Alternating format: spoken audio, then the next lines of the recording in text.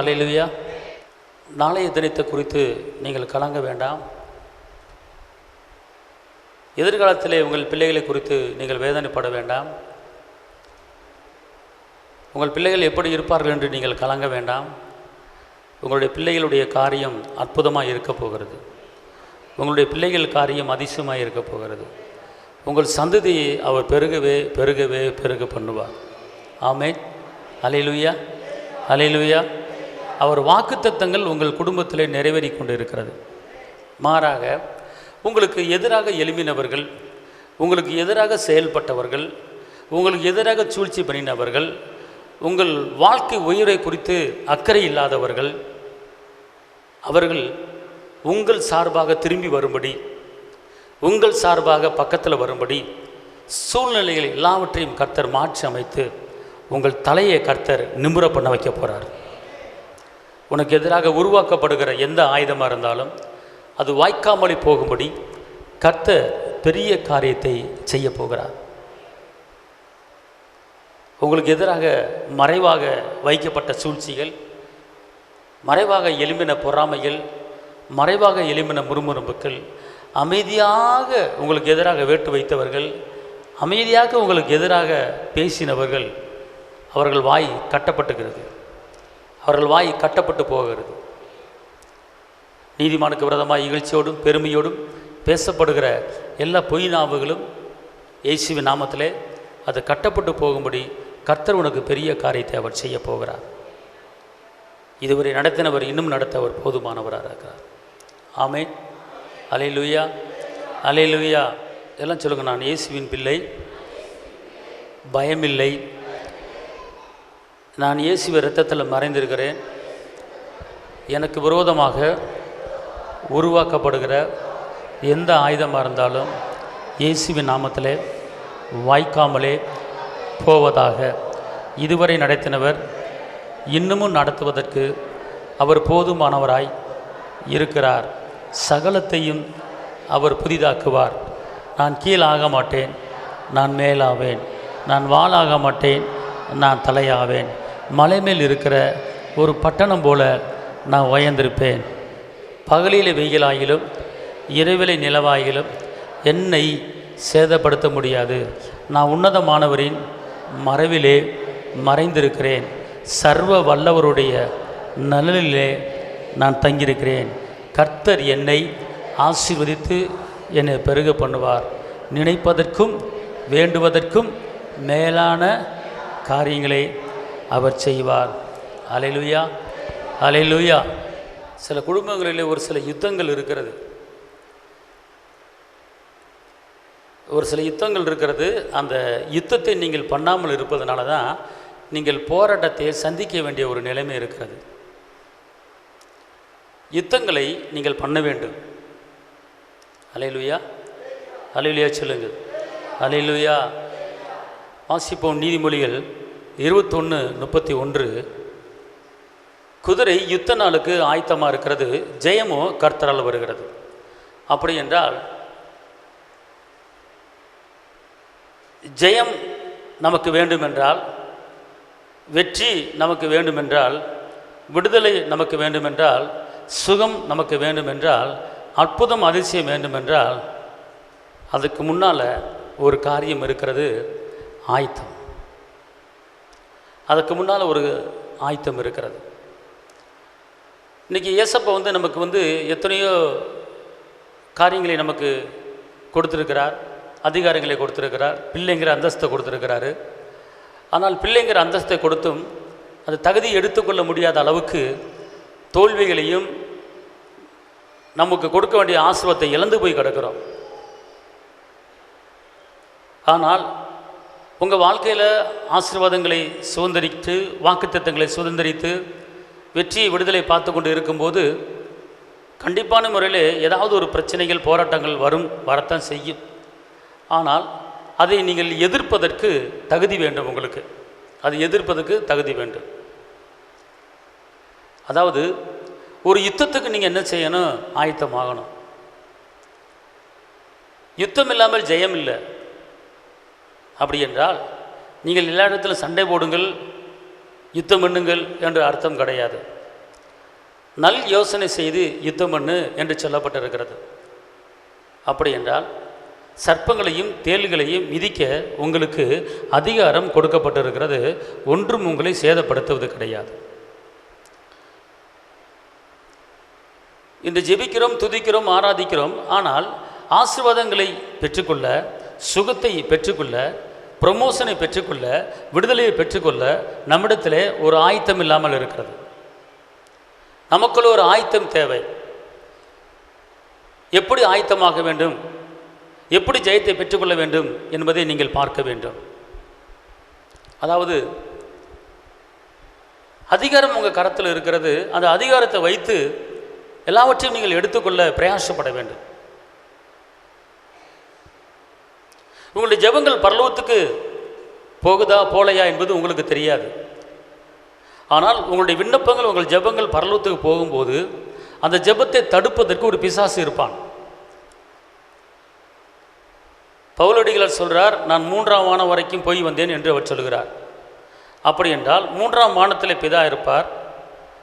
2ஆம் வானம் ஒன்று இருக்கிறது, முதல் வானம் என்று இருக்கிறது, இலைப்பாறுதல் என்று ஒன்று இருக்கிறது. அப்படி என்றால் பிசாசு எங்கே இருக்கிறான் என்று கேட்டால் எபேசியர் 6:12 சொல்கிறது, மாமிசத்தோடும் அல்ல, இரத்தத்தோடும் அல்ல, இப்பொல்லாத பிரபஞ்சத்தின் அந்தகார லோக வானம் மண்டலத்தில் உள்ள பொல்லாத ஆவியின் சேனைகளோடு போராட்டம் உண்டு. அப்படி என்றால் வானம் மண்டலம் என்று ஒன்று இருக்கிறது. அந்த வானம் மண்டலத்தில் பொல்லாத சேனைகள் ஒன்று இருக்கிறது. அதுதான் பிசாசுடைய கிரியைகள். அப்போ உங்களுடைய விண்ணப்பம் எங்கே போகுது அப்படின்னு கேட்டால், அவனை கிராஸ் பண்ணிட்டு தான் போகும், அவனை டச் பண்ணிட்டு தான் போகும். கடன் பிரச்சனை அடைய வேண்டும் என்று விண்ணப்பிக்கிறீங்க, சுகம் வேண்டும் என்று விண்ணப்பிக்கிறீங்க, விடுதலை வேண்டும் என்று விண்ணப்பிக்கிறீங்க, ஒரு மனது வேண்டும் என்று விண்ணப்பிக்கிறீங்க, சமாதானம் வேண்டும் என்று விண்ணப்பிக்கிறீங்க, திருமண காரியம் நடக்க வேண்டும் என்று விண்ணப்பிக்கிறீங்க, கற்பத்துக்கனி உண்டாக வேண்டும் விண்ணப்பிக்கிறீங்க. இந்த விண்ணப்பங்கள், இந்த ஜெபங்கள் பரலோகத்துக்கு நேராக போய் பதில் வர வேண்டும். உங்களுக்கு நீங்கள் ஏறெடுக்கிற எல்லா ஜெபத்துக்கும் பதில் உண்டு. ஆனால் பதில் வரவிடாமல் தடுப்பதற்கு பிசாசு வானம் மண்டலத்தின் சேனைகளோடு அப்படின்னு சொல்லப்பட்டிருக்கிறது எபேசியர் 6:12. அப்போனா உங்கள் ஜெபங்கள் பரலோகத்துக்கு போகும்போது அந்த ஜெபத்தை அவன் கவனிப்பான். அந்த ஜெபத்தில் என்ன கேட்டிருக்கீங்க கவனிப்பான். ஏனென்றால் தானியேல் ஏறெடுத்த அந்த ஜெபத்தை அவன் பரலோகத்தை கொண்டு போய் விடாமல் தடுத்தான். மிகாவேல் என்ன பண்ணார்? யுத்தம் பண்ணி அந்த ஜெபத்துக்கு பதிலை கொண்டு வந்து தானியேல் கொடுக்கிறார். புரிகிறதா உங்களுக்கு? நீங்கள் பண்ணுகிற ஒவ்வொரு ஜெபமும் பிதா சமூகத்துக்கு போக வேண்டும். நீங்கள் 1 தடவை 2 தடவை 3 தடவை 4 தடவை விண்ணப்பத்தை வைத்து கொண்டு இருக்கிறீர்கள், ஜெபித்து கொண்டு இருக்கிறீர்கள், பதில் வரல, பதில் லேட்டாகி கொண்டு இருக்கிறது. ஏன்? கடன் பிரச்சனை அடைய வேண்டும், நிம்மதி வேண்டும், சந்தோஷம் வேண்டும், சமாதானம் வேண்டும் என்று நீங்கள் கேட்குறீங்க. ஆனால் அதுக்கு ஏன் பதில் வரல அப்படின்னு கேட்டால், உங்கள் ஜெபத்தை தடுக்கிறவன் ஒருத்தன் இருக்கிறான், உங்கள் ஜெபத்தை தடுத்து நிறுத்துகிறவன் ஒருவன் இருக்கிறான். அப்படி என்றால் அவன் தடுத்து நிறுத்தாத அளவுக்கு நாம் என்ன செய்ய வேண்டும்? நாம் யுத்தம் பண்ண வேண்டும். அப்படி என்றால் நீங்கள் அந்த ஜெபத்தை போகிறதுக்கு ஒரு தகுதி உங்களுக்கு வேணும். ஏன்னா வெளிப்படுத்தல போட்டிருக்கிறது, அவன் தான் சகோதரனை குற்றப்படுத்துகிறவனா இருக்கிறான் அப்படின்னு சொல்லப்பட்டிருக்கிறது. யோபுவை சுற்றி பார்த்தா என்று தேவன் கேட்கும்போது, நீ யோபுவை வேலி அடைத்திருக்கிறாய் என்று அவன் சொல்லுகிறான்.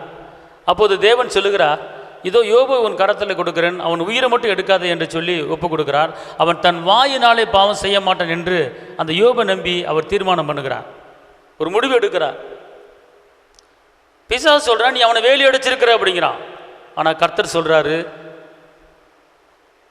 அவன் வாயினால் பாவம் செய்ய மாட்டான். அதே போல் பிசாசு யோபு எல்லா பிரச்சனையும் கொடுத்தான். ஆனால் அந்த நேரத்தில் பிசாசு கங்கணம் கட்டிக்கிட்டு இருந்தான், யோபு வாயினால் பாவம் செய்வான், கண்டிப்பாக யோபு தோற்று போயிடுவார், நான் ஜெயிச்சிருவேன். பல வேதனைகளை கொடுத்து யோபை அவிவிசுவாசமான வார்த்தையை பேச வைப்பேன், பல துன்பங்களை கொடுத்து பிள்ளைகளை இழக்க வச்சு, தொழிலை இழக்க வச்சு, ஆடு மாடுகளை இழக்க வச்சு, கர்த்தரை முறுமுறுக்கும்படி நான் செய்வேன், கர்த்தருக்கு விரோதமாக பேச வைப்பேன், கர்த்தரை குற்றப்படுத்த வைப்பேன் என்று கங்கணம் கட்டி கொண்டு அந்த பிசாசானவன் அந்த யோபு எல்லா சொத்தையும் அழித்தான். ஆனால் அந்த நேரத்தில் யோபு தன் வாயினால் என்ன செய்யலை? பாவம் செய்யலை. யோபு தன் வாயினால் என்ன செய்யலை? பாவம் செய்யலை. கடைசியில் யோபுக்கு ரெட்டிப்பான ஆசீர்வாதம் கிடச்சிச்சு. ரெட்டிப்பான ஆசீர்வாதம் கிடச்சிச்சு. நல்லா தெரிஞ்சு கொள்ளுங்க, இன்னைக்கு நம்மளை குறித்து பிசாசு பிதாவினத்தில் தர்க்கம் பண்ணுவான். நம்முடைய குடும்பத்தை குறித்து தர்க்கம் பண்ணுவான், நம்முடைய எதிர்காலத்தை குறித்து தர்க்கம் பண்ணுவான், நம்முடைய பிள்ளைகளை குறித்து தர்க்கம் பண்ணுவான், நம்முடைய பிள்ளையோட எதிர்காலத்தை குறித்து தர்க்கம் பண்ணுவான். யோபை வைத்து தர்க்கம் பண்ணினார்கள் 2 பேரும். பிதா தர்க்கம் பண்றாரு, பிசாசு தர்க்கம் பண்றான். பிதா யோபு மேல நம்பிக்கை வச்சு சொல்றாரு. ஆனால் பிதா வச்ச அந்த நம்பிக்கையை யோபு காப்பாற்றினார். வேதனை அனுபவித்தார், கஷ்டத்தை அனுபவித்தார், நிந்தையை அனுபவித்தார், அவமானத்தை அனுபவித்தார். ஆனால் தேவனை குற்றப்படுத்தவில்லை, வாயினால் பாவம் செய்யவில்லை. கடைசியில் இதனால் கிடைத்த பலன் என்ன என்று கேட்டால் இரட்டிப்பான ஆசீர்வாதங்கள் யோபுக்கு கிடைச்சது. அதே போலத்தான் யோபை எப்படியாவது தகாத வார்த்தை பேச வைக்கணும், அவிசுவாச வார்த்தை பேச வைக்கணும் பிசாசு திட்டம் போட்டான். ஆனால் அவன் என்ன செஞ்சிட்டான்? தோத்து போயிட்டான். இரட்டிப்பான ஆசீர்வாதம் வந்துச்சு, அதை வரவடாமல் தடுக்கிறதுக்கு பல முயற்சியை ஏறெடுத்தான். இன்றைக்கி நம்முடைய வாழ்க்கையில் கூட பல தோல்விகளை சந்தித்து கொண்டு இருக்கிறோமா?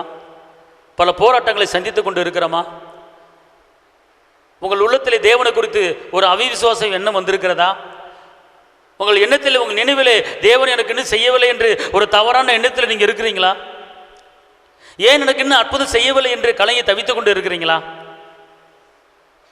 அப்படிப்பட்ட எண்ணத்தோடு நீங்கள் இருந்தால், அப்படிப்பட்ட சிந்தையோடு நீங்கள் இருந்தால், நான் பல வருடங்களாக என் பிரச்சனை மாற வேண்டும் என்று ஜெபித்துக் கொண்டிருக்கிறேன், இன்னும் தேவன் எனக்கு இரக்கம் செய்யவில்லை, என் பிரச்சனை மாற வேண்டும், பலவீனம் மாற வேண்டும், என் தொழில் வீழ்ச்சி அடைய வேண்டும் என்று நான் விண்ணப்பத்தை வைத்துக் கொண்டிருக்கிறேன், எனக்கு இன்னும் ஜெயம் கிடைக்கவில்லையே, ஏன் தேவன் பொறுமையா இருக்கிறார் என்று தேவனை குறித்து ஒரு அலட்சியம் பண்ணி, தேவனை குறித்து ஒரு முறுமுறுத்து, தேவனை குறித்து ஒரு சஞ்சலப்பட்டு உங்க இதயத்தில் வேதனைப்பட்டு கொண்டு இருக்கிறீங்களா? ஒரு யுத்தம் நடந்து கொண்டு இருக்கிறது, கர்த்தர் பார்த்து கொண்டே இருக்கிறார், பிசாசும் பார்த்து கொண்டே இருக்கிறான். கடைசியில் ஜெயிக்க போறது நம்ம தான். நீங்கள் ஒரு வார்த்தை தவறா பேசிக்கொண்டால் பிசாசு ஜெயித்துருவான். ஒரு அவிசுவாச வார்த்தை தவறா பேசுறீங்கன்னா பிசாசு ஜெயிச்சிருவான். தேவன் ஒன்றும் செய்ய முடியாது. தேவன் ஒன்றும் செய்ய முடியாது. ஏன்னா நீ உன் பேச்சு அப்படி இருக்கிறது, உன் வார்த்தை அப்படி இருக்கிறது, உன் நினைப்பு அப்படி நினைவு. நீ ஜெபிக்கிறா இல்லை என்று சொல்லவில்லை, நீ துதிக்கிறா இல்லை என்று சொல்லவில்லை, நீ ஆராதிக்கிற இல்லை என்று சொல்லவில்லை. உன் சிந்தனையிலே, உன் நினைவிலே, உன் பேச்சிலே ஒரு அவிசுவாசன எண்ணங்கள் எப்போது உதிக்கிறதோ, அவிசுவாசன வார்த்தை எப்போது வாயில வருகிறதோ, அப்போது உன் ஜெபத்துக்கு பதில் உடனே வராது.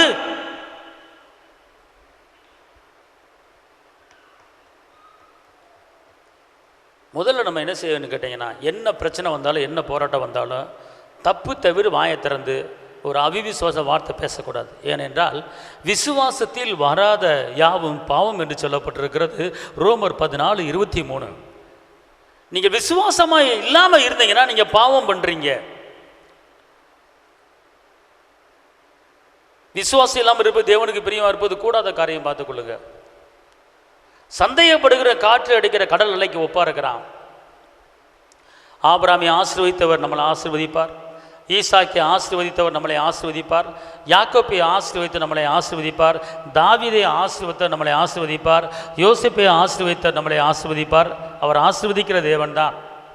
ஆனால் ஒவ்வொரு வாழ்க்கையிலும் பார்த்தீங்கன்னா எப்படி அவர்கள் முன்னேறினார்கள் என்று பார்த்தா ஒவ்வொருத்தருக்கு பின்னணியில் ஒரு காரியம் இருக்கும். ஆபிரகாம் விசுவாசம் இருந்தார், அவர் மேலே போனார். யாக்கோப்பு வாக்குத்தத்தத்தை பிடிச்சுக்கிட்டாரு, யோசேப்பு பரிசுத்தத்தை பிடிச்சுக்கிட்டாரு, தாவீது துதி ஆராதனையை பிடிச்சுக்கிட்டாரு, சாத்ராக் மேசாக் ஆபத்நேகோ விசுவாசித்தார்கள். நாங்கள் ஆராதிக்கிற தேவன் எங்களை தப்பிவிக்க வல்லவராக இருக்கிறேன்னு சொல்லி வார்த்தை மேலேயும் ஆராதனை மேலேயும் நம்பிக்கை வச்சார்கள், தப்பிவிக்கப்பட்டார்கள். தானியேல் உறுதியாக ஜெபத்தில் இருந்தார், சிங்கக்கபிலிருந்து காப்பாற்றப்பட்டார், ஜெயம் எடுத்தார். இன்னைக்கு சிங்கக்கபி போல இருக்கிற போராட்டம் நம்மளுக்கு வரப்போவது கிடையாது. அக்னி சூளை போல போராட்டம் நமக்கு வரப்போவது கிடையாது. என்ன போராட்டம்? மிஞ்சி போன பலவீன போராட்டம், மிஞ்சி போன பணப்பிரச்சனை போராட்டம், மிஞ்சி போன கடன் பிரச்சனை போராட்டம், மிஞ்சி போன நிந்தனை போராட்டம், மிஞ்சி போனால் தோத்து போகிற போராட்டம். இதுதான் நம்ம வாழ்க்கையில் போராட்டமாக இருக்கும் ஒழிய மற்றபடி அக்னி சூளை நமக்கு வரப்போவது கிடையாது. சிங்கி கபில நம்மளை போட போகிறது கிடையாது. பவுலடிகளை போகிற ஜெயிலில் நம்மளை போட போகிறது கிடையாது. இப்படிப்பட்ட போராட்டம் தான் நம்ம வாழ்க்கையில் நடந்து கொண்டு இருக்கிறது. இதை சந்தித்து நம்ம வாழ்க்கையை ஓட்டி கொண்டு இருக்கிறோம். இந்த வாழ்க்கையில் நமக்குள்ளே ஒரு விசுவாசம் இருக்கணும், ஒரு நம்பிக்கை இருக்கணும். அப்போதான் நீங்கள் யுத்தத்தில் ஜெயிக்க முடியும். யுத்தத்தில் என்ன செய்ய முடியும்? ஜெயிக்க முடியும். யுத்தம் இல்லாமல் ஜெயம் கிடையாது. இப்போ கடன் பிரச்சனை மாட்டி தவித்துக்கிட்டீங்களா, போராட்டி ஜெபிக்கிறீங்களா, யுத்தம் பண்ணுறீங்க, கர்த்தர் வழியை வாய்க்க பண்ணுவார், அற்புதம் செய்வார். யோபுக்கு மொத்தம் பிரச்சனையே மொத்தம் 6 மாத டைம் தான் பிரச்சனை, அதுக்கு மேலே பிரச்சனை இல்லை அவருக்கு. 6 மாதம் தான் அவருக்கு சோதனை. ஆபிரகாமுக்கு குறிப்பிட்ட நாள் தான் சோதனை, யாக்கோப்புக்கு குறிப்பிட்ட வருஷம் தான் சோதனை, யோசப்புக்கு குறிப்பிட்ட வருஷம் தான் சோதனை. அப்புறம் எல்லாம் எந்திரிச்சிட்டாங்க. அதுக்கப்புறம் எல்லாம் ஜெயத்தை ஏறெடுத்தாங்க. மரிக்கும் போது அவர்கள் தருத்திரராக மரிக்கவில்லை, அவர் சீமானாக எல்லாரும் மரித்தார்கள். ஆயுஷ் நாட்களை பெருக பண்ணி அவர்கள் மரித்தார்கள். யாரும் வாழ வயதில் மரிக்கல, எல்லாரும் ஆயுஷ் கெட்டியோடு மரித்தார்கள், சீமானாக இருந்தார்கள். தாவீது ஒரு செங்க கட்டி போல தங்கத்தை சேர்த்து வச்சுட்டு போனார் சாலமோனுக்கு. அப்படிதான் உயர்வு இருந்துச்சு, பார்த்துக்கொள்ளுங்க. அப்படி என்றால் நீங்கள் என்ன செய்யணும் அப்படின்னு கேட்டீங்கன்னா, உங்கள் குடும்பத்தில் என்ன பிரச்சனை இருக்கோ அதை நீங்கள் எதிர்க்கணும். அதான் யுத்தம். ஒரு பிரச்சனை வருது, அந்த பிரச்சனையை எதிர்க்கணும், அதுக்கு பேர் தான் யுத்தம். நீங்கள் அடுத்த குடும்பத்துக்கு யுத்தம் பண்ண வேணாம், நீங்கள் நாட்டுக்கு யுத்தம் பண்ண வேணாம், உங்கள் வீட்டுக்கு யுத்தம் பண்ணுங்க, உங்கள் குடும்பத்துக்கு யுத்தம் பண்ணுங்க. உங்கள் பிள்ளைக்கு எதிராக பிரச்சனை வருதா யுத்தம் பண்ணுங்க, உங்கள் தொழிலுக்கு எதிராக பிரச்சனை வருதா யுத்தம் பண்ணுங்க.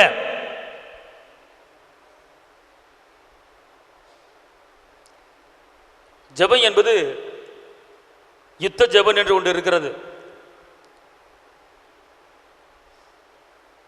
எனக்கு விரோதமாய் உருவாக்கப்படுகிற எந்த ஆயுதமாக இருந்தாலும் வாய்க்காத போகும். யுத்தத்தில் இதை பேசுங்க. இன்று கண்ட எய்த்தனை என்று காண மாட்டேன், யுத்தத்தில் இதை பேசுங்க. ஒரு வழியா வருகிற போராட்டம் இயேசுவின் நாமத்தில் 7 வழியா ஓடிப்போ, யுத்தத்தில் இதை பேசுங்க. எனக்கு விரோதமாக எழும்புகிற எந்த ஆயுதம் எந்த சூழ்ச்சியா இருந்தாலும் இயேசுவின் நாமத்தில் வாய்க்காமலே போவதாக. சத்துருக்களை தேள்களை மிதிக்க எனக்கு அதிகாரம் கொடுத்திருக்கிறாரு. எந்த சேதம் எனக்கு வராது. கடன் பிரச்சனைங்கிற சேதம் வராது, விளைவினைங்கிற சேதம் வராது, நிந்தைங்கிற சேதம் வராது, அவமானங்கிற சேதம் வராது. காரணம், இயேசு எனக்காக அடிக்கப்பட்டு ரத்தம் சிந்தி என்னை மீட்டு எடுத்திருக்கிறாரு. அவர் ரத்தத்தால் மீட்கப்பட்டிருக்கிறேன். உன்னை பக்கத்தில் வரவிட மாட்டேன். இயேசுவின் ரத்தத்தில் என் பாவங்கள் மன்னிக்கப்பட்டிருக்கிறது. உன்னை பக்கத்தில் வரமாட்டேன், உன்னை எதிர்க்கிறேன். என்னை விட்டு என் குடும்பத்தை விட்டு வெளியே போ. எபேசியர் 6:13, தீங்கு நாளிலே அவைகளை நீங்கள் எதிர்க்க வேண்டும். உங்கள் குடும்பத்தில் எந்த பிரச்சனை வருது, அந்த பிரச்சனையை எதிர்த்து பேசுங்க. அந்த பிரச்சனையை எதிர்த்து பேசுங்க. அற்புதங்களை கட்டவிழ்த்து விட்டுருங்க, அதிசயங்களை கட்டவிழ்த்து விட்டுருங்க. பிரச்சனையை கட்டி போடுங்க, துக்கத்தை கட்டி போடுங்க, வேதனையை கட்டி போடுங்க, பிரிவினையை கட்டி போடுங்க, சமாதான குலத்தை கட்டி போடுங்க, நிந்தையை கட்டி போடுங்க, அவமானமான காரியங்களை கட்டி போடுங்க, எலும்பாதபடி அடக்கி போடுங்க. அது வராது. இனிமேல் இவனுக்குள் வராத என்று உனக்கு கட்டளை கொடுக்கிறேன் என்று இயேசுவானவர் சொன்னார் பிசாசை பார்த்து. இந்த உலகத்தின் அதிபதி வருகிற எனக்கு அவனுக்கு சம்பந்தம் இல்லை அப்படின்றாரு. உங்களுக்கு அதிகாரம் கொடுக்கப்பட்டு இருக்கிறது, உங்களுக்கு மேன்மை கொடுக்கப்பட்டு இருக்கிறது. அவரை ஏற்றுக்கொண்டவர்கள் எத்தனை பேர்களோ அத்தனை பேர்களும் தேவனுடைய பிள்ளைகளாகும்படி அதிகாரம் கொடுக்கப்பட்டு இருக்கிறது. உங்கள் பிள்ளைகளுக்கு விரோதமாக சில எதிர்ப்புகள் வரும். என் பிள்ளைக்கு விரோதமாக எழும்பியிருக்கிற சிந்தையை குழப்புகிற, எண்ணத்தை குழப்புகிற பொல்லாத சத்துருவே, இயேசுவின் நாமத்தில் உன்னை எதிர்க்கிறேன், என் பிள்ளையை விட்டு அப்படின்னு சொன்னீங்கன்னா நீங்கள் ஒரு யுத்த ஜெபம் பண்ணுறீங்க. ஆண்டவரே, என் பிள்ளை உள்ளத்தில் இப்படி ஒரு சிந்தை வந்திருக்கு, என்ன செய்ய தெரியல, குழப்பமாக இருக்குது, என் பிள்ளை என்ன செய்ய போய் தெரியல அப்படின்னா இது யுத்த ஜெபம் இல்லை. 1 கொரிந்தியரில் போட்டிருக்கிறது, பிசாசு இருதயத்தை தூண்டுவான் என்று சொல்லப்பட்டிருக்கிறது. கொரிந்தியரில் என்ன சொல்லப்பட்டிருக்கு? பிசாசு இருதயத்தை என்ன செய்வானா? தூண்டுவானா, தூண்டி விடுவானா.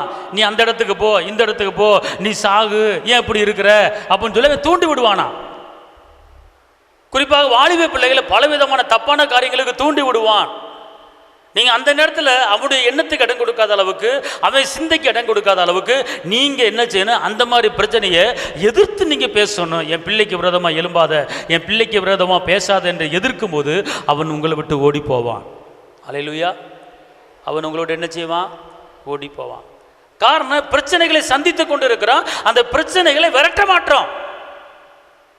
அவன் கொல்லவும், அவன் அழிக்கவும், அவன் திருடுவும் தான் வருவான், வேற எதுக்கு வரமாட்டான். அவன் மனுஷ கொலைபாதகன்.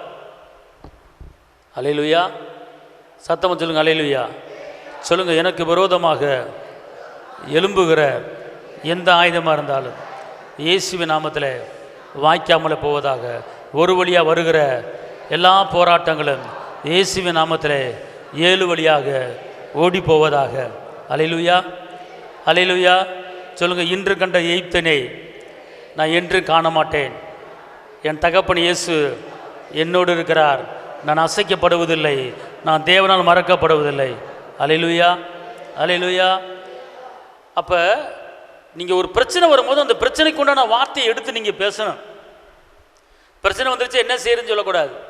குடும்பத்தில் ஒரு பகை வருதா, குடும்பத்தில் ஒரு சண்டை வருதா, குடும்பத்தில் ஒரு முறுமுறுப்பு வருதா, எடுத்து பேசுங்க. அதுக்குண்டான வார்த்தையை, அதுக்குண்டான சட்டப்புத்தகத்தில் இருக்குது. என்ன இருக்கு? இயேசு சிலுவையில் பகையை கொன்று போட்டுட்டாரு.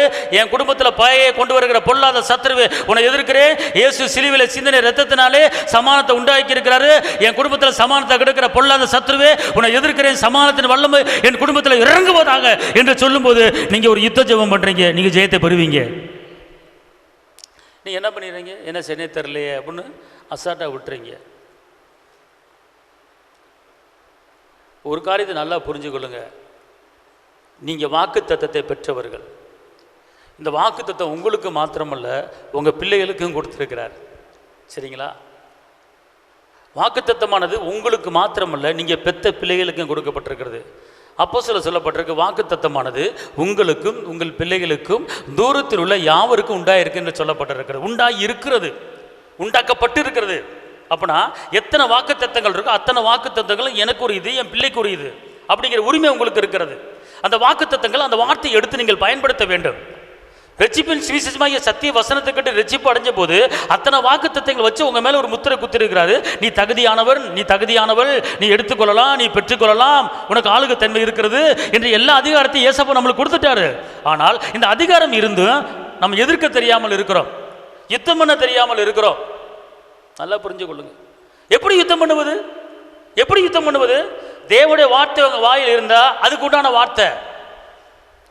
ஏசப்போட பிசாசு வந்தா, சோதனைக்காரங்கிற ஒரு ஆவி வந்துச்சு, கேட்டான் கல் அப்பமா சாப்பிடும் அப்படின்னு சொன்னா, ஏசப்பா ஒரு வார்த்தையை விடுறாரு. மனிதன் அப்பத்தினால மாத்திரமல்ல தேவனுடைய வாயிலிருந்து வருகிற ஒவ்வொரு வார்த்தையிலும் பிழைப்பான்னு சொன்னாரு. அவன் சொன்னா, நீ மேலிருந்து கீழே குதியும் தூதர்களை பிடித்துக் கொள்வார் என்று எழுதியிருக்கிறதே அப்படின்னு அவன் சொன்னான்.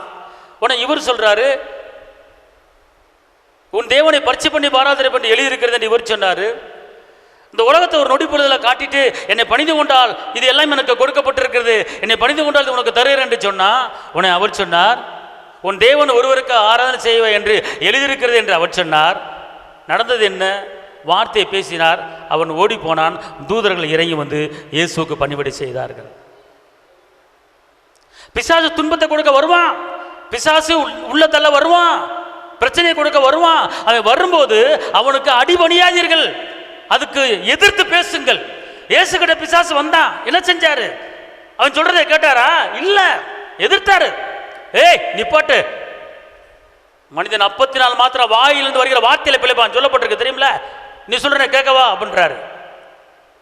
எத்தனை காரியம், கல்லப்பமை சாப்பிட சொன்னா, பணியை சொன்னா, மேல இருந்து குதிக்க சொன்னா, ஒரு காரியத்துக்கு இயேசுவா கீழ்ப்படியில அவர் பேசினார், அவ்வளவுதான். ஒவ்வொன்றுக்கும் ஆன்சர் பண்ணாரு, ஒவ்வொன்றுக்கு எதிரடி கொடுத்தாரு. அவன் ஓடி போய்விட்டான். தூதர்கள் இறங்கி வந்து பணிவிடை செய்தார்கள். அதே போல இன்னைக்கு நம்முடைய வாழ்க்கையில தூதர்கள் இறங்கி வந்து நம்முடைய வாழ்க்கையில பணிவிடை செய்யணும். அப்படின்னா அவன் வரும்போது அவனுக்கு உண்டான அந்த வார்த்தையை எடுத்து நீங்கள் பேசும்போது அவன் உங்களை விட்டு ஓடி போவான், உங்க பக்கத்துல வரமாட்டான். அவன் எதுக்கு வருவான்? துன்பத்தை கொடுக்க தான் வருவான், பிரச்சனை கொடுக்க தான் வருவான், பிரிவினை கொடுக்க தான் வருவான், குழப்பத்தை கொடுக்க தான் வருவான். அப்படி வரும்போது நீங்கள் எதிர்த்து பேசுங்க, அவ்வளவுதான், வேற ஒண்ணுமே கிடையாது. Simple matter. கத்தி எடுத்து சண்டை போடுன்னு சொல்லல, உங்க வாயில வார்த்தை இருந்தா போதும். உங்க வாயில இருவருமுள்ள கருக்குள்ள பட்டமைய தேவனுடைய வசனம் இருந்தால் போதும். அந்த வார்த்தை உங்களை என்ன செய்யும்? வாழ வைக்கும். அந்த வார்த்தை விடுவிக்கும், அந்த வார்த்தை விடுதலையாக்கும். அதான் சொல்லப்பட்டிருக்கிறது 2 கொரிந்தியர் 4:13. விசுவாசித்தேன் ஆகையால் பேசுகிறேன், எழுதியிருக்கிறபடி நாங்களும் அந்த விசுவாசத்தின் ஆவியை உடையவளா இருந்து விசுவாசிக்கிறபடியால். அப்பனா நீங்களும் நானும் என்ன ஆவியை பெற்றிருக்கீங்கன்னா விசுவாசிக்கிற ஆவியை பெற்றிருக்கிறோம். அப்பனா விசுவாசி என்று சொல்லுவது பெரிய காரியம் கிடையாது. அந்த விசுவாசத்தின் ஆவியானவர் உங்களுக்குள்ள இருக்கணும். அப்பதான் நீங்க பேசுறது நடக்கும். அப்பதான் நீங்க விசுவாசிக்க உங்க கைகூடி வரும். அப்பனா நீங்க பேசுறது சும்மா பேசக்கூடாது. ஒரு பக்கம் விசுவாசம் இருக்கணும், ஒரு பக்கம் பேச்சு இருக்கணும். ஒரு பக்கம் விசுவாசம் இருக்கணும், ஒரு பக்கம் வார்த்தை இருக்கணும். அப்பனா வெறும் வார்த்தை மட்டும் இருக்கக்கூடாது, வார்த்தைக்கு முன்னாலே விசுவாசம் இருக்கணும். விசுவாசத்தை விசுவாசித்துட்டு நீங்க வார்த்தையை பேசி பாருங்க, நீங்க பேசின காரியம் உங்களுக்கு நடக்கும், நடக்காமல் போகவே போகாது. வார்த்தையில உலகத்தை உண்டாக்கினாரு, வார்த்தையை அனுப்பி சுகத்தை கொடுத்தாரு.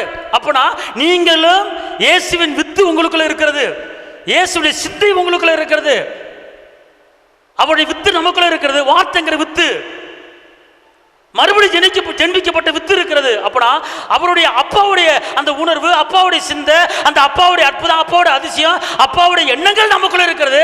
அவருடைய ஆவி நமக்குள்ள இருக்கிறது. அவர் ஆவியை ஊதினார், அந்த ஊதின அந்த ஆவிதான் இன்னைக்கு உங்களுக்கு எனக்கு இருக்கிறது. அப்ப நமக்குள்ள இருக்கிற ஆவி அது பிசாசின் ஆவி இல்ல, தேவ ஆவி, இயேசுவின் ஆவி இருக்கிறது. அப்ப நம்ம எல்லாருமே விசுவாசத்தின் ஆவியை பெற்றவர்கள். அப்ப அந்த விசுவாசத்தை பேசும்போது உங்க வாழ்க்கையில நடக்கும். நீங்க தோத்து போறதுக்கு ஏசப்பா உங்களை பிள்ளையா மாத்தல, நீங்க கஷ்டப்படுவதுக்கு ஏசப்பா உங்களை பிள்ளையா மாத்தல, நீ கடன்காரன் ஆவதுக்கு ஏசப்பா உன்னை பிள்ளையா மாத்தல, உன்னை கடன் கொடுக்கும்படிதான் பிள்ளையா மாத்திருக்கிறாரு. உன் வெளிச்சத்துல ராஜாக்கள் வரும்படி, உன் ஒளியில ஜாதிகள் வரும்படி தான் ஏசப்பா உன்னை உருவாக்கி இருக்கிறாரு. நீ அநேக ஜாதிகளை ஆள வேண்டும் என்பதற்காக ஏசப்பா உன்னை உருவாக்கி இருக்கிறாரு. நீ கொளுத்த கன்றுகளை போல வளர வேண்டும் என்பதற்காக அவர் உன்னை உருவாக்கி இருக்கிறாரு. நீ தரித்திரமான வாழ்க்கை வாழ வேண்டும் என்று அவர் உன்னை அழைக்கல, நீ நொந்து வெந்து ஆளாக வேண்டும் என்று அவர் உன்னை அழைக்கல, நீ எழும்பி பிரகாசிக்க வேண்டும் என்று அவர் அழைச்சிருக்கிறாரு.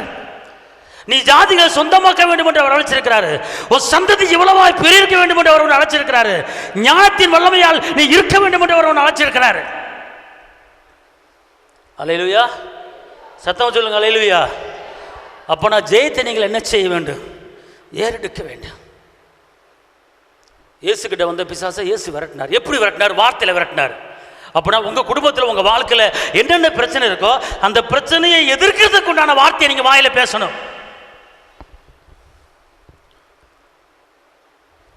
வாலிப பிள்ளைகளை வச்சிருக்கிறீங்களா? வாலிப பிள்ளைகளுக்கு உண்டான வார்த்தையை பேசணும்.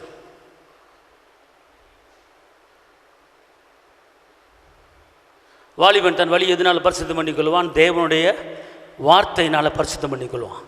வார்த்தை இருந்தால் போதும், பரிசுத்தம் வந்துடும். பரிசுத்தம் எங்கேயும் ஓடி போய் விலைக்கெல்லாம் வாங்க வேண்டிய அவசியம் கிடையாது. தேவனுடைய வார்த்தை உன் வாயில் உன் இதயத்தில் இருந்தால் போதும், பரிசுத்தம் உன்னை தேடி வந்துடும். ஆமென், அல்லேலூயா, அல்லேலூயா. அந்தந்த வயதுக்கு அந்தந்த சிம்டம் பிசாசு வருவான், பார்த்துக்கொள்ளுங்க. நம்ம தகுதி பண்ணணும், எதிர்க்கணும், எதிர்த்து பேசணும். ஜெபமே பண்ணிக்கிறதா பத்தாது, ஜெபத்தோடு கூட எதிர்க்க வேண்டிய காரியத்தை எதிர்க்கணும். உங்கள் குடும்பத்துக்கு எதிராக முறுமுறுப்பு எழும்புதா? உங்கள் குடும்பத்துக்கு எதிராக உங்களை ஒரு சில பேர் குற்றப்படுத்தி பேசி கொண்டு இருக்காங்களா?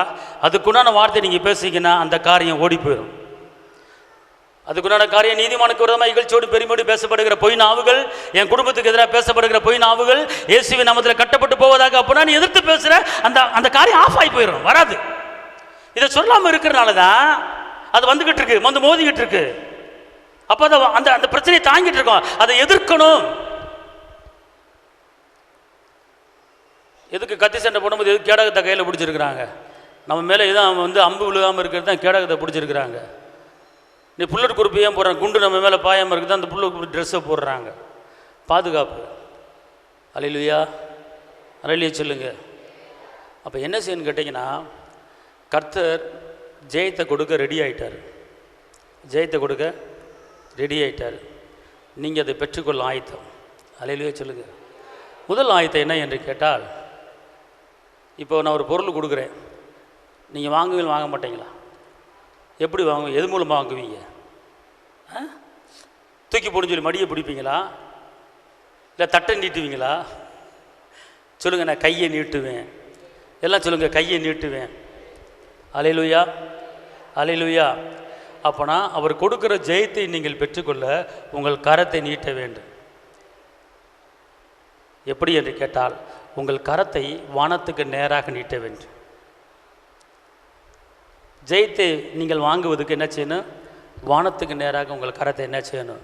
நீட்டணும். அதுதான் உங்கள் வாழ்க்கையில் ஜெயத்தை பெற்றுக்கொள்வதற்கான ஆயத்தமான முதல் காரியம். ஜெயத்தை பெற்றுக்கொள்வதற்கான முதல் காரியம் ஆயத்தம். ஆயத்தம். ஏன்னு கேட்டால் அவர்கிட்ட இருந்தால் ஒத்தாசை வரும். எனக்கு ஒத்தாசை வரும், பரவும் நேராக கண்களை நான் நினைச்சேன் ஏறெடுக்கிறேன். இங்கே கையை எந்திரிங்க, நான் மனுஷிட்ட கையை எந்திரிங்க. அதுக்கு தான் மோசே வானத்துக்கு நேராக கையில் என்ன செஞ்சார்? உயர்த்தினார். அவர் கீழே கையை உயர்த்த கிடையாது, வானத்துக்கு நேராக உயர்த்தினார். ஏன்? உங்கள்கிட்ட இருந்து வெற்றியை நான் எதிர்பார்த்துக்கிட்டு இருக்கிறேன், உங்கள்கிட்ட இருந்து நான் ஜெயத்தை எதிர்பார்த்துக்கிட்டு இருக்கிறேன். இவங்களை தோக்கடிக்கிறது உங்களால் முடியும் அப்படின்னு சொல்லி அந்த கையை ஒருத்தர், அந்த மோசையை மட்டும்தான் தூக்குறாரு. ஆரன்னு ஒருன்னு கையை தூக்குறது ஹெல்ப் பண்ணுறாங்க, அவ்வளோதான். ஆனால் ஆயிரக்கணக்கான மக்கள் யுத்தம் பண்ணுறாங்க. ஒரு கையை உயர்த்த நிமித்தமாக ஆயிரக்கணக்கான மக்கள் தோற்று போகிறாங்க. அப்போ உன் குடும்பத்தில் ஒரு ஆள் நீ கையை உயர்த்தி தேவன் நோக்கி அமர்ந்திருந்தால் உன் குடும்பத்திற்கு அத்தனை பேரும் மீட்படைவார்கள், அத்தனை பேர் ரட்சிப்படைவார்கள், அத்தனை பேர் விடுதலை அடைவார்கள். கையை உயர்த்தி கேட்கறதுனால, கையை உயர்த்தி துதிக்கிறனால, கையை உயர்த்தி ஆராதிக்கிறனால பெற்றுக்கொள்வதுக்கு உண்டான காரியம். நீங்கள் வானத்துக்கு நேரம் கையில் உயர்த்தி நீங்கள் என்ன செய்யணும்? ஜெபிக்கணும். அதுதான் பெற்றுக்கொள்வதுக்கு உண்டான ஆயத்தம். ரெண்டாவது ஆயத்தம் என்னன்னு கேட்டிங்கன்னா, உங்களை நீங்கள் இயேசுவை இரத்தத்துக்குள்ளே மறைத்து கொள்ளணும். பாதுகாப்பு, அதான் ஆயத்தம். தேவன் சொல்கிற மோசையை பார்த்து ஆட்டுக்குட்டியை கொன்று அந்த இரத்தத்தை எடுத்து நீ நிழல்காலில் பூசு அப்படின்னு சொன்ன உடனே அதுதான் உனக்கு பாதுகாப்பு, ஆயத்தமாயிக்கே அப்படிங்கிறாரு. ரெண்டாவது ஆயத்தம் என்னன்னு கேட்டால், இரத்தத்தினாலே பாதுகாப்பு இட்டுக் கொள்வது. நம்மையும் நம்முடைய குடும்பத்தையும் நம்முடைய பிள்ளைகளையும் நம்முடைய வேலை செய்கிற தொழில் ஸ்தலங்களையும் பிஸ்னஸையும் என்ன செய்யணும்? இயேசுவை இரத்தத்தில் மறைக்கிறேன்னு சொல்லி நீங்கள் வாயை திறந்து பேசும்போது அங்கே ஒரு பாதுகாப்பு உண்டாயிரும். நீங்கள் தொழில் பண்ணுற இடம் வெகு தூரமாக இருக்கலாம், அங்கே இயேசுவை இரத்தத்தை அனுப்புங்க, பாதுகாப்பு வந்துடும். ஏன்னா மரணம் நேடுதாக இருந்தாலும் அதிலையும் தப்பும்படி ஆட்டுக்குடி இரத்தத்தாலும் சாட்சியின் வசனத்தாலும் செஞ்சுருக்கிறாங்க, ஜெயித்திருக்கிறார்கள். அப்போனா என்ன செய்யணும் அப்படின்னு கேட்டிங்கன்னா, ஒவ்வொரு காரியத்தையும் பிரித்து பிரித்து இரத்த கோட்டைகளை மறைக்கணும், பார்த்துக்கொள்ளுங்க. ஏன்னா இயேசுவின் ரத்தம் இருக்கிற இடத்துல பிசாசு வர முடியாது. ஏன்னா ஒரு மரண போராட்டம் வந்தாலுமே இயேசுவின் ரத்தத்தால் ஜெயித்திருக்கிறோன்னு சொல்லப்பட்டிருக்கு வெளிப்படுத்தல 11:13. அப்போ என்ன சரி, நீங்கள் ஒவ்வொன்றையும் இயேசுவின் இரத்தத்தை மறைக்கணும். உங்கள் பிள்ளையை இயேசுவின் இரத்தத்தில் மறைச்சி வெளியே அனுப்புங்க. டெய்லி உங்கள் பிள்ளை வீட்டை விட்டு காலேஜுக்கு போதா, ஸ்கூலுக்கு போதா, ஆண்டவரே என் பிள்ளை இயேசுவின் இரத்த கோட்டைகளை மறைத்துக் கொள்ளுங்க அப்படின்னு சொல்லணும். என் பிள்ளைக்கு முன்னால் நம்முடைய சமூகம் முன்னால் செல்வதாக இந்த வார்த்தையை சொல்லணும். என் பிள்ளைக்கு பணிவுடைய தேவ தூதர்கள் காவல் இருப்பதாக இந்த வார்த்தையை சொல்லணும். இந்த வார்த்தையை சொல்லி அனுப்பும்போது உங்கள் பிள்ளைக்கு பாதுகாப்பு. எந்த அசுத்தக்கரிகளும் தீய எண்ணங்களும் தீய சக்திகளும் கெட்ட எண்ணங்களும் கெட்ட சிந்தைகளும் உன் பிள்ளைக்கு வராது. நீ எனக்கான பிள்ளையை சாப்பிட்டு ஊட்டி விட்டு நீ பாட்டு அனுப்பிச்சி விட்டுருவ. ஆனால் உன் பிள்ளைக்கு பாதுகாப்பாக கட்டளை என்ன? வேலி அடைக்கணும் உன் பிள்ளைக்கு. அப்போ அந்த வேலி அடைக்கிறதுக்குண்டான வார்த்தை என்ன? உன் பிள்ளைக்கு பாதுகாப்புக்குண்டான வார்த்தை என்ன அப்படிங்கிறத உன் பிள்ளைக்கு அந்த வார்த்தையை நீ சொல்லும்போது அந்த வார்த்தை போய் உன் பிள்ளைக்கு பாதுகாப்பு கொடுத்துரும். இயேசுவின் ரத்தம் பாதுகாப்பு கொடுத்துரும். தகப்பனே உங்களுடைய சமூகம் என் பிள்ளைக்கு முன்னால் செல்வதாக அப்படிங்கும்போது அவர் சமூகம் பிள்ளைக்கு முன்னால் போயிட்டு இருக்கோம். எந்த போராட்டம் வந்தாலும் அந்த இயேசுடைய சமூகம் அதை விலக்கி விட்டு உன் பிள்ளைக்கு நல்ல வழியை கொண்டு போய் காட்டிடும். தப்பான வழிக்கு உன் பிள்ளை காலை கொண்டு போகாது.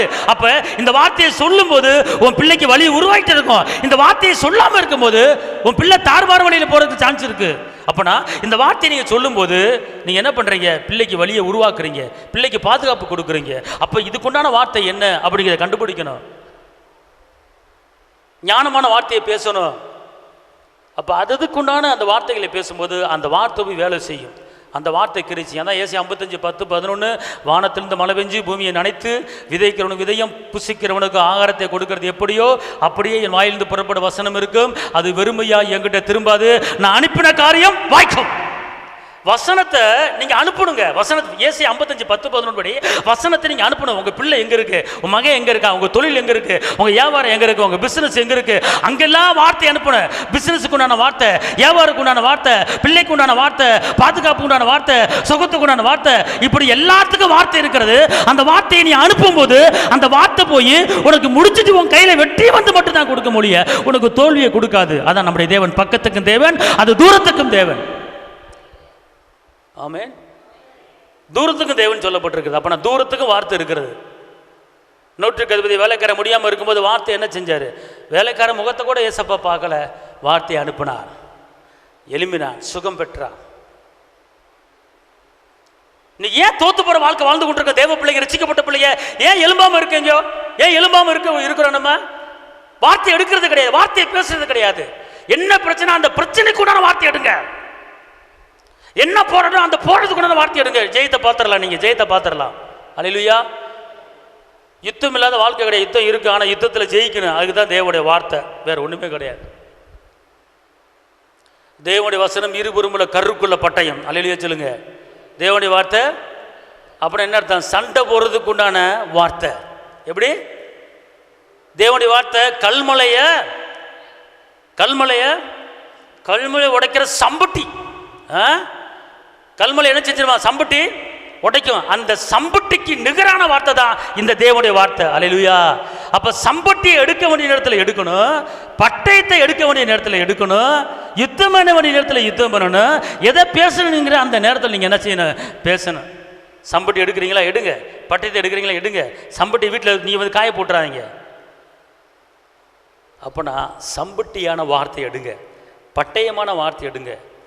ஓடி போயிடுவான். Simple matter. ஒரு பிரச்சனை ஒன்றும் கிடையாது. அந்தந்த நேரத்துக்கு அந்தந்த வார்த்தை எடுத்து பேசுங்க, ஓடியே போயிடுவான். கர்த்தர் நம்மோடு இருக்கு. கர்த்தரோ பயங்கரமான பராக்கிரமசாலியாய் என்னோடு இருக்கிறார். அல்லேலூயா. ஆகையால் என்னை துன்பப்படுத்துகிறவர்கள் என்னை மேற்கொள்ளாமல் என்ன செய்வாங்களாம்? இடறுவார்கள். மறக்கப்படாத நித்திய இலச்சை அவர்களுக்கு உண்டாகும். அல்லேலூயா சொல்லுங்க. அல்லேலூயா எல்லாம் சொல்லுங்க. கர்த்தர் பயங்கரமான பராக்கிரமசாலியாய் என்னோடு இருக்கிறார். ஆகையால் என்னை துன்பப்படுத்துகிறவர்கள், என்னை அவமானப்படுத்துகிறவர்கள், என்னை தோல்வி அடைய வைக்கிறவர்கள் மேற்கொள்ளாமல் அவர்கள் இடர்வார்கள். அவர்கள் காரியம் வாய்க்காதபடியால் மிகவும் அவர்கள் வெட்கப்படுவார்கள். மக்கா தருபாலா தரபா. உங்களுக்கு எதிர வேட்டு வைக்கிறாங்களா? கவலைப்படாதீங்க. இந்த வார்த்தையை எடுத்துக்கொள்ளுங்க, இந்த வார்த்தையை எடுத்து பேசுங்க. அடி விழுங்க, நெத்தி அடி. அதுக்கு உண்டான சம்பட்டியை எடுக்கணுங்க. நீங்கள் அதெல்லாம் எடுக்க மாட்டீங்க. நான் ஜெபிச்சுக்கிட்டு இருக்குன்னு நடக்கல, இன்னும் நடக்கல அப்படின்னா ஜெபி நல்லது. ஆனால் அதுக்குண்டான வேலையை செய்யணும்ல நம்ம. சொல்லுங்க பார்ப்போம். குளிர்காலம் வரும்போது கோட்டு போடுறோம்ல, கோட்டு குளிராமல் இருக்கிறதுக்கு. சொட்டர் போடுறோம்ல, சொட்டரு ஏன் போடுறோம்? குளிரக்கூடாதுங்கிறதுக்காக. புரியுதுங்களா? அப்போ சொட்டர் போட வேண்டிய இடத்துல போடணும். மழை காலத்தில் வெளியே பைக்கில் போகும்போது ஒன்று போடுவோமே, தண்ணி வராமல் இருக்கிறதுக்கு போடுறோம்ல. அதே போல் அந்தந்த நேரத்துக்கு ஒரு இதை போடுங்க. நீங்கள் ஒரு காரியத்தை செய்யுங்க, அவன் உங்களை விட்டு என்ன செஞ்சிடுவான்? ஓடி போய் விடுவான். அல்லேலூயா சொல்லுங்க.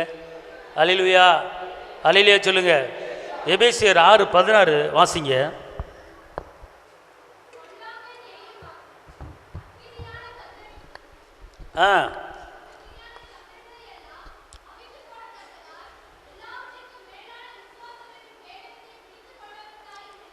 அல்லேலூயா. இங்க இருங்க. அது பொல்லாங்கன்னா பிசாசு. அவன் எய்கிறான். எதை எய்கிறான்? எரியிறான். எதை எரியிறான்? பிரச்சனையை எரியிறான், பலவீனத்தை எரியிறான், சண்டையை எரியிறான். அப்போ அது எல்லாமே நீங்கள் என்ன செய்யணும்? அவிச்சு போட்டுறணும். அல்லேலூயா. அது எல்லாத்தையும் அவிச்சு போட்டுற என்ன அர்த்தம்? அவிச்சு போட்டு என்ன அர்த்தம்? ஒன்றும் இல்லாமல் ஆக்குறதுக்கு பேர் அவிச்சு போடுறது. அப்போ எப்படி அவிச்சு போடுறது? எப்படி அவிச்சு போடுறது? என்ன சொல்லுது வசனம்? விசுவாசம் கடகத்தையும் தேவவசனமாய் ஆவியின் பட்டத்தை எடுத்துக்கொண்டு நில்லுங்கள். அல்லேலூயா சொல்லுங்க. ஏங்க, ஒரு குடும்பத்தில் கணவன் மனைவிக்கு எதிராக முறுமுறுப்பு வருதா, சண்டை வருதா, நீங்கள் என்ன செய்யுங்க? அதுக்குண்டான ஆயுதத்தை நீங்கள் என்ன செய்யுங்க? எடுங்க. விசுவாசம் கடகத்தையும் தேவவசனமாகிய ஆவியின் பட்டயத்தையும் என்ன செய்யுங்க? எடுங்க. அல்லேலூயா சொல்லுங்க. அல்லேலூயா, அல்லேலூயா சொல்லுங்க. நான் விசுவாசித்தேன், நான் பேசுகிறேன். நான் விசுவாசிக்கிறேன், நான் பேசுகிறேன். அதாவது ஒரு அவிவிசுவாசமான வார்த்தையை நீங்கள் பேசுகிறீங்க தெரியுமா? வராது, கிடைக்காது, தேர மாட்டேன், உருப்பட மாட்டேன் அப்படின்னு சொல்லி வாயில் பேசுகிறீங்க தெரியுமா? பேசுகிறீங்க தெரியுமா? ஒரு சில நேரங்களில் அது பேசுகிறது எங்கேருந்து வருது தெரியுமா? இங்கேருந்து வருது. இங்கே உள்ளே சேர்த்து வச்சுருக்கீங்க, இங்கேருந்து வருது. அப்படி வரும்போது நடக்கிற காரியம் என்னன்னு கேட்டிங்கன்னா, நீங்கள் நினச்சது நீங்கள் பேசுனது தான் நடக்கும். நீங்கள் நினச்சது நீங்கள் பேசுனது நடக்கும். நீங்கள் என்ன பண்ணுறீங்க? அது வர்ற மாதிரி தெரியல அப்படின்னு பேசுகிறீங்க, கிடைக்கிற மாதிரி தெரியல அப்படின்னு பேசுகிறீங்க, என்னத்தை நான் வாழ்ந்து என்னத்தை சாதிக்க போகிறேன், போய் சேர வேண்டியதான் அப்படின்னு பேசுகிறீங்க. இப்போ அதான் நடக்கும். அப்படின்னா எதை நீங்கள் இல்லாமல் இருக்க பார்க்கணும். உங்கள்கிட்ட என்ன இல்லை அது இருக்கிற மாதிரி பாருங்கள், அது விசுவாசிங்க, அதை பேசுங்க. அல்லேலூயா, அல்லேலூயா சொல்லுங்க. சொல்லுங்க. விசுவாசிக்கிறத நான் பேசுவேன். அப்போ நான் எதை விசுவாசிக்கிறீங்க அப்படின்னு கேட்டால், உங்கள் குடும்பத்துக்கு என்ன தேவை, உங்கள் குடும்பத்தில் என்ன இல்லை, அதை நீங்கள் விசுவாசிங்க. அல்லேலூயா. ஒரு நல்ல வேலை இல்லையா, நல்ல வேலை வந்துருச்சு அப்படின்னு விசுவாசிங்க. அப்படி விசுவாசிக்க என்ன அர்த்தம்? ஹலோ, நல்ல வேலை இல்லையா, வேலை இருக்கிற மாதிரி நீங்கள் என்ன செய்யணும்? நம்பணும், நினைக்கணும். விசுவாசம் என்றால் என்ன? அப்பனா காணப்படாதவைகளை எங்க ஒரு வேலை இல்லை உங்களுக்கு, வேலைக்கு ஜெபம் பண்றீங்க, வேலை கிடைச்சிருச்சு, அந்த வேலைக்கு போற மாதிரி நீங்க ஒரு கற்பனை பண்ணி விசுவாசத்துல பார்க்கணும். அந்த விசுவாசத்துல பார்த்ததை வாயில பேசணும். இதான் மேட்ரு, ஒரு சிம்பிள் மேட்ரு. அல்லேலூயா. இது ஒரு பெரிய ஒரு காரியமா? இதுக்கு வந்து குவாலிஃபிகேஷன் கிடையாது, படிச்சுட்டு வரணுங்கிறது கிடையாது. உங்ககிட்ட எல்லாமே இருக்கு, உங்ககிட்ட எல்லாமே இருக்கு. எண்ணத்தில் நினைவில் விசுவாசிங்க, அதை வாயில பேசுங்க, அவ்வளவுதான், முடிஞ்சு போச்சு. ஒரு வேலைக்காக நீங்க கேட்குறீங்களா? அந்த வேலையை நீங்க எந்த வேலையை நீங்க சூஸ் பண்றீங்க? ஒரு ஆஸ்பத்திரிக்கு வேலைக்கு போகணுமா? அந்த வேலையை விசுவாசிங்க. ஒரு டீச்சர் வேலைக்கு போகணுமா? அந்த வேலையை விசுவாசிங்க. ஒரு கலெக்டர் ஆஃபீஸ் வேலைக்கு போகணுமா? அந்த வேலையை விசுவாசிங்க. ஒரு இன்ஜினியர் படிச்சு சாஃப்ட்வேர் கம்பெனிக்கு வேலைக்கு போகணுமா? அந்த காரியத்தை விசுவாசிங்க. அந்த வேலையை அப்படியே பேசுங்க, முடிஞ்சு போச்சு, அவ்வளவுதான். இதை நீங்க செஞ்சுக்கிட்டே இருங்க. வேலை கிடைக்கிற வரைக்கும் செய்யுங்க, அந்த காரியம் நடக்கிற வரைக்கும் செய்யுங்க. கற்பத்துக்கணி உண்டாக வேண்டுமா? அந்த கற்பத்துக்கணி உண்டாகிற மாதிரி பேசுங்க, அதை தியானம் பண்ணுங்க, அதை விசுவாசிங்க, நடக்கும். பிள்ளைக்கு திருமண காரியம் வேண்டுமா? பிள்ளைக்கு திருமணம் நடக்க மாதிரி விசுவாசிங்க, அதை பேசுங்க, அவ்வளவுதான் மேட்ரு. இது ஒரு பெரிய காரியமே கிடையாது.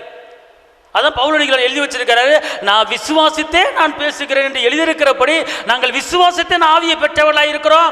அப்பனா நீங்க எல்லாரும் விசுவாசத்தின் ஆவியை பெற்றிருக்கிறீங்க.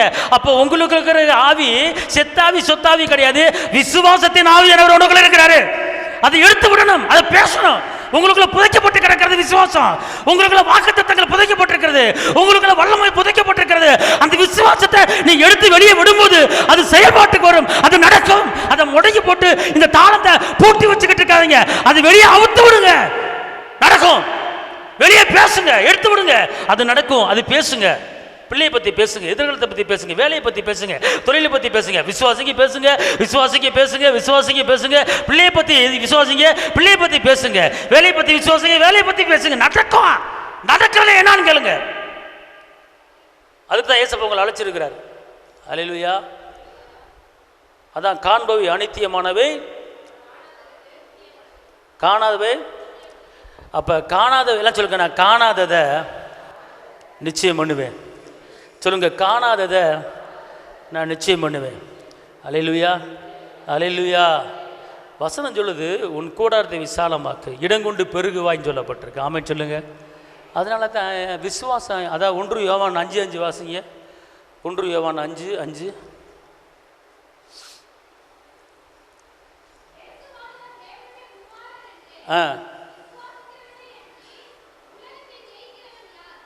இப்ப ஜெயம் உண்டாவதுக்கு இன்னொரு காரியம், கையில தூக்கணும், பட்டயத்தை எடுக்கணும்.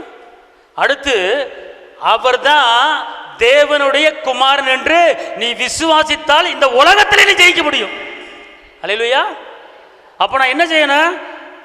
பிதா ஒரே பேரான குமாரனா இயேசு பூமிக்கு அனுப்பியிருக்கிறாரு, அவர் தான் இரட்சகர் என்று நீ உள்ளத்தில் விசுவாசித்தா போதும், உலகத்தில் நீ ஜெயிக்க முடியும். ஆமென் சொல்லுங்க. அல்லேலூயா. 1 கொரிந்தியர் 15:57 சொல்லப்பட்டிருக்கு, ஜெயம் கொடுக்கிற தேவனுக்கு ஸ்தோத்திரம்.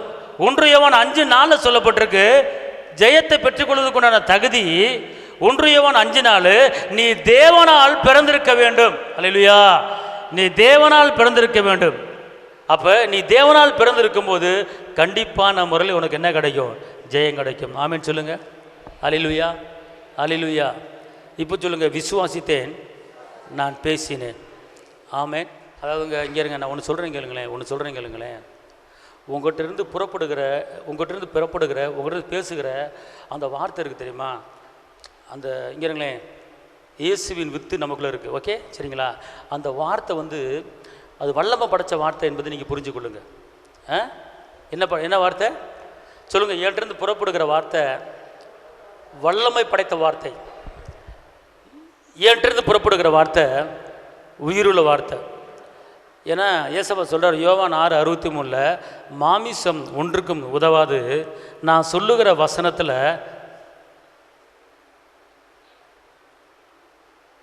யோவான் 6:63, மாமிசம் ஒன்றுக்கு உதவாது, நான் பேசுகிற வார்த்தையில் வல்லமை இருக்கிறது, ஜீவன் இருக்குன்னு சொல்கிறார். யோவான் 6:63. சரிங்களா? புரியுதா புரியலையா? அப்புறம் நீங்கள் பேசுகிற வார்த்தையில் என்ன இருக்குது சொல்லுங்க, எல்லாம் சொல்லுங்க. நான் பேசுகிற வார்த்தையில வல்லமை இருக்கிறது, ஜீவன் இருக்கிறது. நல்லா சொல்லுங்க, நான் பேசுகிற வார்த்தையில வல்லமை இருக்கிறது, ஜீவன் இருக்கிறது. அல்லேலூயா, அல்லேலூயா. இப்போ நீங்கள் பேசுகிற வார்த்தை அநேக இடங்களுக்கு கடந்து போகக்கூடிய வல்லமை படைச்சது. நீங்கள் பேசுகிற வார்த்தை அநேக இடங்களுக்கு போய் சண்டை போடக்கூடிய வல்லமை படைச்சது. இங்கேருந்து மதுரைக்கு போய் சண்டை போடுவோம் நீங்கள் பேசுகிற வார்த்தை. அமெரிக்கா கூட போங்க நீங்கள் பேசுகிற வார்த்தை. அல்லேலூயா. இந்த வார்த்தை எங்கெல்லாம் போகும் தெரியுமா? இந்த வார்த்தை எங்கெல்லாம் போகும் தெரியுமா? எங்க போகும்? எங்க போகும் இந்த வார்த்தை? சொல்ல முடியுமா உங்களால்? நீங்கள் அனுப்புகிற வார்த்தை எங்கெல்லாம் போகும்? தெருவுக்கு போகும், ஊருக்கு போகும், வீட்டுக்குள்ளே போகும். ஆனால் ஒரு காரியம் நல்லா தெரிஞ்சுக்கொள்ளுங்க, உங்களுக்கு எதிராக எழும்புடுவேன் வேட்டு வைக்காமல் இருக்கிறதுக்கு இந்த வார்த்தை அனுப்புனீங்கன்னா வேட்டு வைக்க மாட்டான், உங்களுக்கு சதி பண்ண மாட்டான். எப்படி என்று கேட்டால் எபிரேயர் 4:12 தேவனுடைய வார்த்தை இருபுறமுள்ள கருக்குள்ள பட்டயம், அது ஆத்துமாவையும் அது ஆவியையும் அது யோசனைகளையும் உருவ அது குத்தி அது பிரித்து எடுத்துரும். இப்போ வார்த்தை எங்கே போகும் சொல்லுங்க பாப்போம்? இப்போ வார்த்தை எங்கே போகும் சொல்லுங்க பாப்போம்? எபிரேயர் 4:12 போட்டிருக்கு வார்த்தை எங்கெல்லாம் போகும். நான் உங்களுக்கு நல்லா புரியறதுக்கான திருப்பி திருப்பி கேட்குறேன். எங்க எபிரேயர் 4:12 எங்கெல்லாம் வார்த்தை போகும்னு சொல்லப்பட்டிருக்குங்க? ஜீவனும் வல்லமை உள்ளதா இருக்கு. ஓகே, அப்புறம் வெட்டி போடுவதா இருக்கும். இப்ப சொல்லுங்க, அந்த வார்த்தை எங்க போகும்? எங்க போகும்? ஆத்மான யார்கிட்ட இருக்கு? மனுஷன்ட்ட இருக்கு. ஓகே, இப்போ புரியுதா? அப்பனா உங்களுக்கு எதிராக செயல்படுகிற ஆத்மா, உங்களுக்கு எதிராக முறுமுறுக்கிற ஆத்மா, உங்களுக்கு எதிராக வெட்டு வைக்கிற ஆத்மால போய் நீங்க வார்த்தையை அனுப்புனீங்கன்னா அந்த வார்த்தை போய் அவ இருதயத்துக்குள்ள போய் அவ எலும்புக்குள்ள போய் அதை குத்தி வெளியே எரிஞ்சிடும். இப்ப புரியுதா புரியலையா? அல்லேலூயா.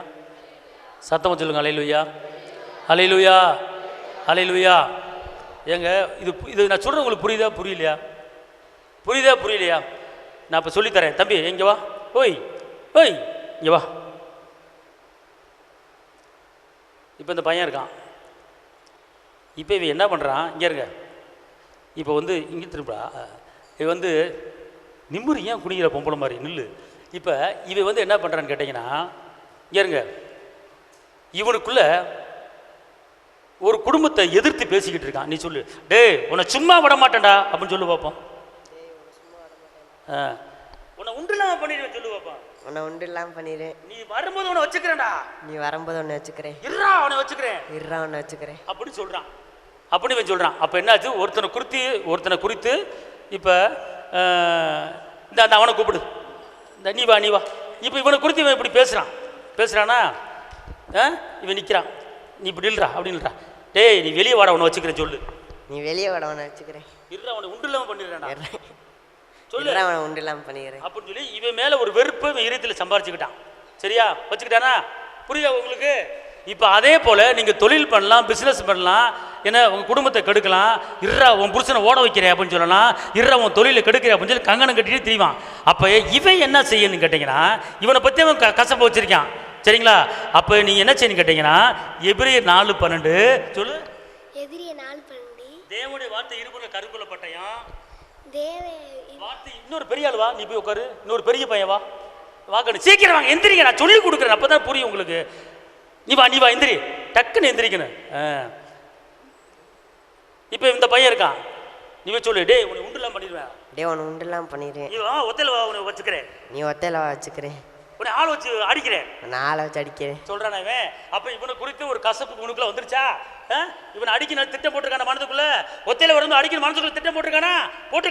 அப்போ இவன் என்ன செய்யணும் சொல்லு. எபிரேயர் 4:12 எபிரேயர் 4:12 தேவனுடைய வார்த்தை இருபுறம் கருக்குள்ள பட்டயம்.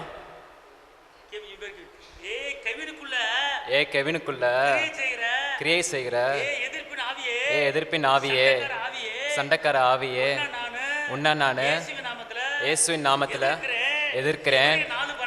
எபிரேயர் 4:12 படி என்னை அடிக்கணும்னு நினைக்கிற, என்னை மிதிக்கணும்னு நினைக்கிற அந்த யோசனை நினைச்சிட்டு இருக்க, அந்த யோசனைய இயேசுவின் நாமத்தில் நான் அறுத்து போடுகிறேன். என் மேல இருக்கிற கசப்பு வெளியே போ. என் மேல இருக்க கசப்பு வெளியே சொல்லி முடிச்சு அந்த கசப்பு. அப்புறம் நாளைக்கு தோசை நல்லா இருக்கியாடா, எப்படி இருக்க கேளு, சொல்லு நல்லா இருக்கியா, நல்லா இருக்கியா, தெரியாம பேசிட்டு மன்னிச்சுக்கடா, நீ தெரியாம பேசிட்ட மன்னிச்சுக்கடா. எப்படி இந்த வார்த்தை சொல்ல போச்சு அப்படின்னு கேட்டா, இவன் என்ன பண்ணிட்டான், இவனுக்குள்ள இருக்கிற கசப்ப தேவனுடைய வார்த்தை அனுப்பி அறுத்து போட்டுட்டான். முடிஞ்சு போச்சு சொல்லி போ. புரியுதா புரியலையா? இப்ப இதை நம்மளால செய்யறது கிடையாது.